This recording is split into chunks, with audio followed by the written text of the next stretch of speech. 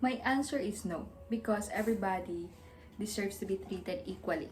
So as we go back to our history, we we are aware that there are a lot of happenings, events from the past that women experience discrimination in terms of ethnicity, gender, and especially rights.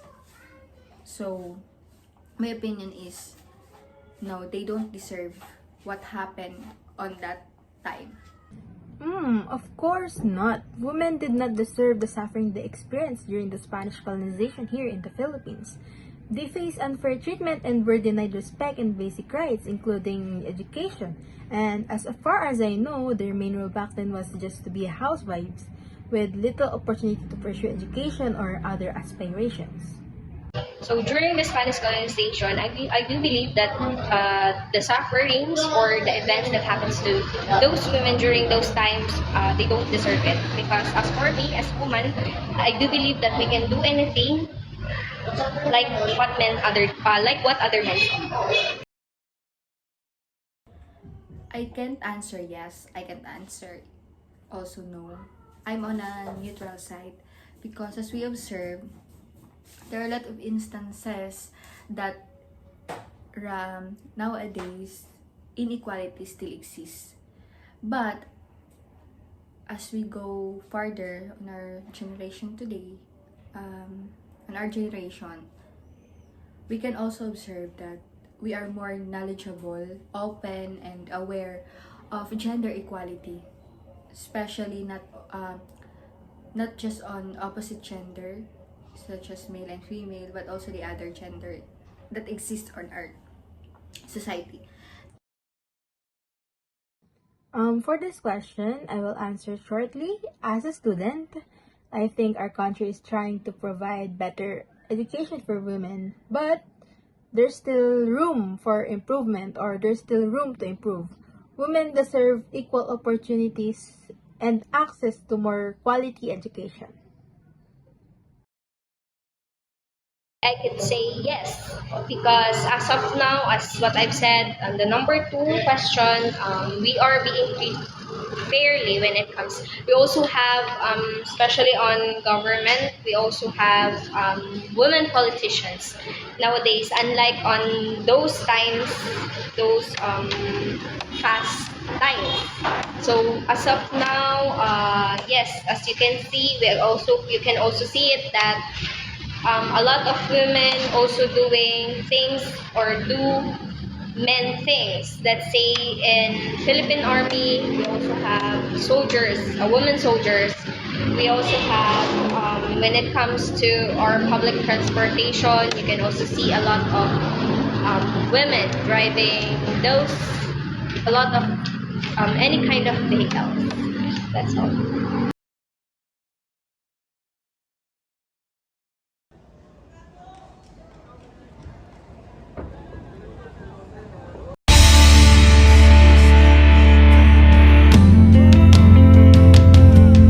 Hala, may assignment pa nga pala kami.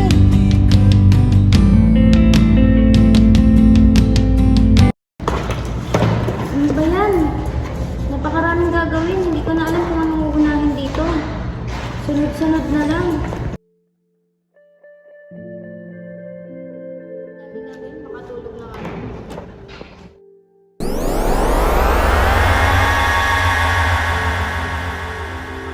Hala, nasan ako? Anong nangyari? Bakit ako nandito?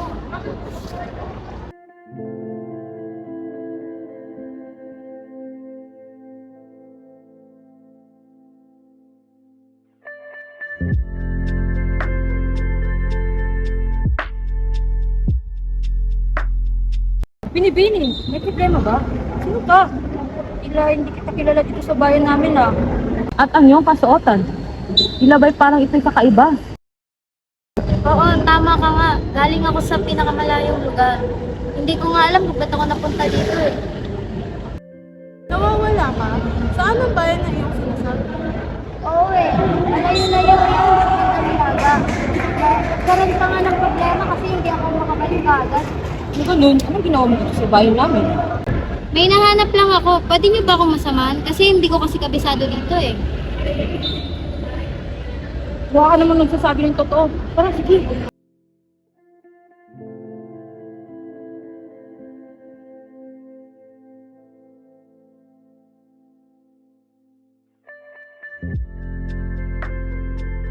Grabe no, tanghaling tapat pero ang daming tao. Tapos kayo, bakit wala kayo sa mga paralan? Wala pa kayong mga klase?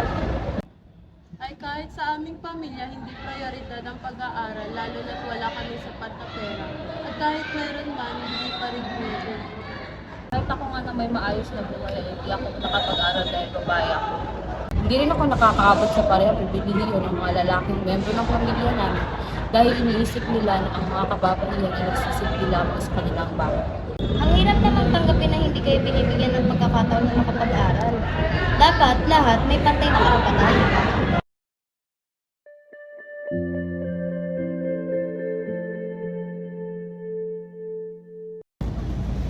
Nasaan tayo? Bakit tayo nandito? Ang ginagawa natin dito? Nandito kasi tayo sa paaralan ng bayan namin. Magandang pasyalan ito dito. Aba, ano itong ginagawa ng mga batang babae dito? Hindi ba't hindi kayo pwede dito? Hindi, umalis na tayo dito. Nakakatakot si Lord Tabanco. Bakit naman hindi pwedeng pumasok ang mga babae dito sa banyo? Hindi ba tao rin kami at may kakayahan din kami matuto? Tingin mo, bakit nga ba walang karapatan ng mga kapatid Natuto ang mga kababaihan, mababagang lipunan at kailanman hindi nyo na kami makokontrol pa. Matapang ka, batang babae. Ano sa tingin mo matutulong ng isang babae sa karunungan? Paano na kayo dapat? Yun ang inyong tungkulin. Kung lahat ng mga kababaihan ay nakakulong lamang sa mga tahanan, pues, sinong magtuturo sa susunod pang mga henerasyon? Hindi ba't kami pa rin mga kababaihan? Sino ang mga magsisilbing huwaran sa mga batang babae? Hindi ba't kami pa rin? Hindi lamang ang mga kalalakihan ng may ambag sa lipunan, Don Cabanto? Tanga yung mga sinasabi, hindi ikaw nagtatakda ng mga batas dito. Bagay sa isang batang babae na mangarap ng higit pa sa kanyang inaasahang tungkulin. At lagi mong tatandaan na nasa ilalim pa rin kayo ng aming mga batas. Walang halaga ang iyong pangarap at pananaw. Maaari mong masabi yan ngayon, Don Cabanto. Ngunit ang panahon ay nagbabago at ang mga kagaya mo'y nawawala.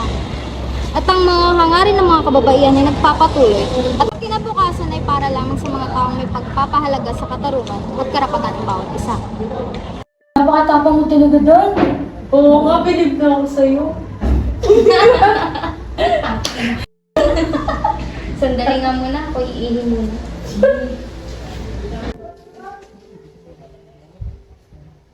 Hoy, magkasama na naman kayong dalawa. So Mara, ba't kasama mo na naman yung hampas lupa na yan? Ha? Katulong na natin yung nakikipagkaibigan pa dyan. Tara na nga, mauna na tayo. Kumain.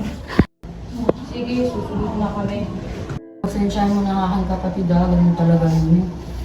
Ano na? Kaya na tayo, hindi ka na mangyari, mga binibig. Tsaka ka na ikwento sa iyo. Tara, kain na tayo. Tara.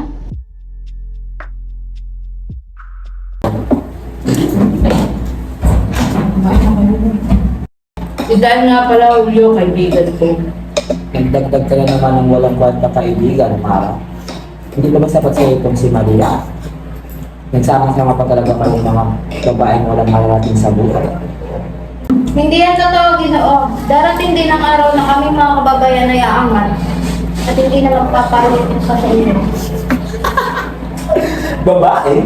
May mararating sa buhay? Imposible. Ano bang magagawa ng babae tulad mo? Maglabas sa ilog? Kagaya niya kasambahay namin si Maria. Maaari bang pakinggan mo muna ako? Ha?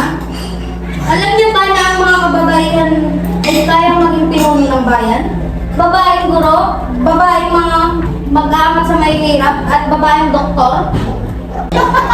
Nabatayo ka na ba? May nakakatawa ba sa sinasabi kong Ginoo? Meron. Lahat ng sinabi mo. Babae sa medisina. Magpagamot ka na, baliw. Maamag ng babae tulad mo sa mundo. Mga babae lang naman kayo. Hindi ba't kapatid mo itong si Mara, Ginoo? Ayaw mo ba siyang nakikitang umuunlad? Umuunlad? Eh di wala ngayong silbi sa bahay. At isa pa, huwag mo akong pinangangaralan sa loob ng aking pamamahay. At huwag mong ipilit na kaya pumatay sa kalalakihan. Daig mo pa ang isang walang kwentang manok ng putak ng putak. Tumahimik ka na lamang.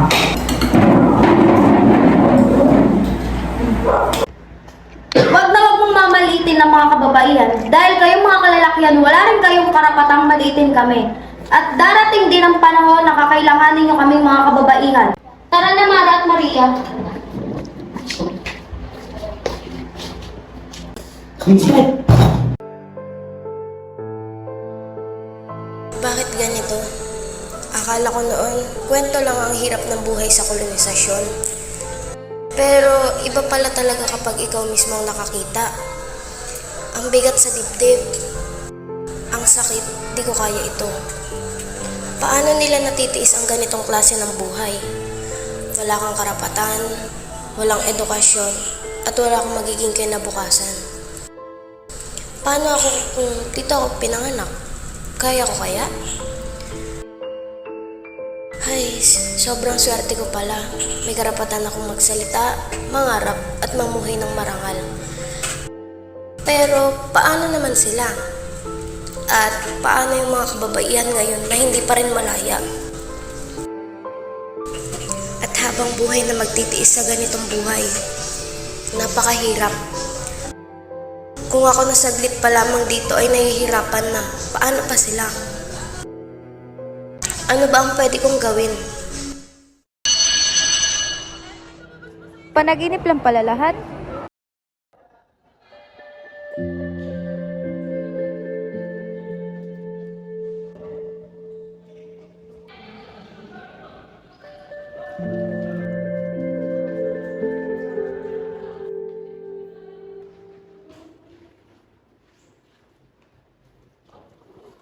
Ngayon, pag-uusapan natin ang Sustainable Development Goals or SDG. Sino ang makakapagpaliwanag kung ano ang layunin ng mga ito? Ikaw. Ito po yung mga goals ng United Nations na naglalayong gawing mas maayos at pantay ang mundo by 2030. Tama! At bakit kaya importante ang mga ito? Sir, parang napanaginipan ko na bumalik ako sa isang panahon kung saan maraming tao. Lalo na yung mga babae ang hindi nakakapasok sa eskwelahan. May mga tao rin na gustong magsikap pero wala silang tsansa kasi hindi sila nakakapag-aral. Kaya maswerte tayo ngayon, pero marami pa tayong dapat ayusin. Dapat lahat may right sa edukasyon at trabaho at hindi dapat babae lang ang mga babae.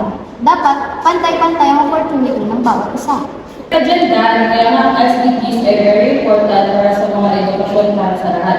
Pantay-pantay ang opportunity at may decent work for everyone.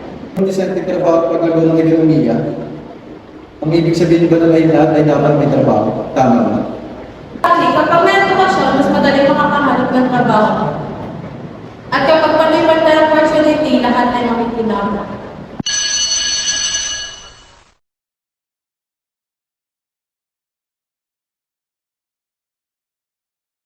Uy, Dan! Bakit gumawa tayo ng projects about SDG goals, no? Pwede tayong mag-organize ng workshops, mag-spread of informations, at makipag-collaborate sa mga organizations na tumutulong